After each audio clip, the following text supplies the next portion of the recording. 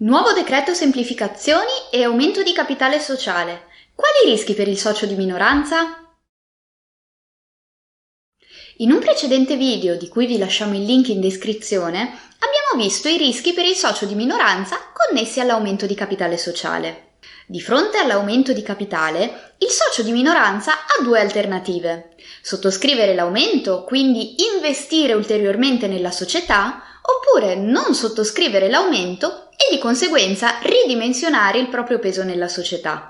Quest'ultima ipotesi determina la cosiddetta dilution, ossia diluizione della partecipazione del socio di minoranza, che si verifica per l'appunto quando l'aumento di capitale è sottoscritto solo dai soci di maggioranza, ad esempio perché il socio di minoranza non può permetterselo.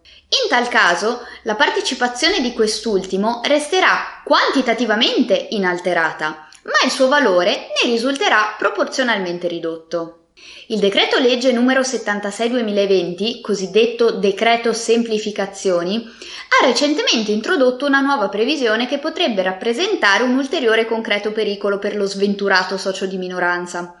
Fino al 31 aprile 2021 alcune operazioni di aumento del capitale da parte di società per azioni e società in accomandita per azioni potranno essere deliberate con maggioranze inferiori a quelle previste dalla legge ed eventualmente dallo statuto.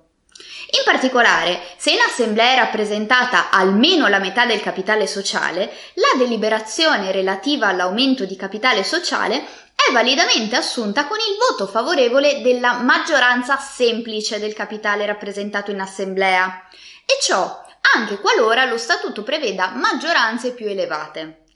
Ciò implica che l'aumento di capitale potrà essere deliberato dai soli soci di maggioranza e nonostante il dissenso del socio di minoranza. È evidente che tale disposizione abbia un rilevante impatto sulla posizione degli azionisti di minoranza, la cui tutela è frequentemente affidata, oltre che alla legge, anche e soprattutto alle clausole statutarie che stabiliscono maggioranze qualificate per l'approvazione degli aumenti di capitale. Tali quorum qualificati impediscono alla maggioranza di realizzare, senza il consenso della minoranza, operazioni che abbiano un significativo impatto sia sull'intera società sia sui singoli soci.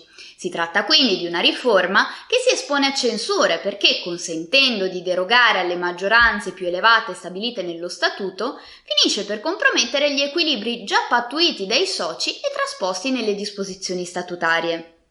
Il rischio è l'aumento della conflittualità fra i soci e della precarietà della posizione del socio di minoranza, il che potrebbe disincentivare gli investitori anziché incoraggiarli, con la conseguenza che l'obiettivo principale della disposizione, ossia rendere più agevole la capitalizzazione delle società azionarie, verrebbe disatteso. Il decreto semplificazioni dovrà essere convertito in legge entro 60 giorni dalla sua pubblicazione in Gazzetta Ufficiale, avvenuta il 16 luglio scorso.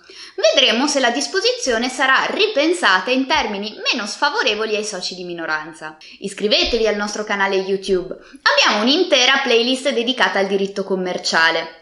Per maggiori informazioni visitate il nostro sito web e seguiteci sui social media.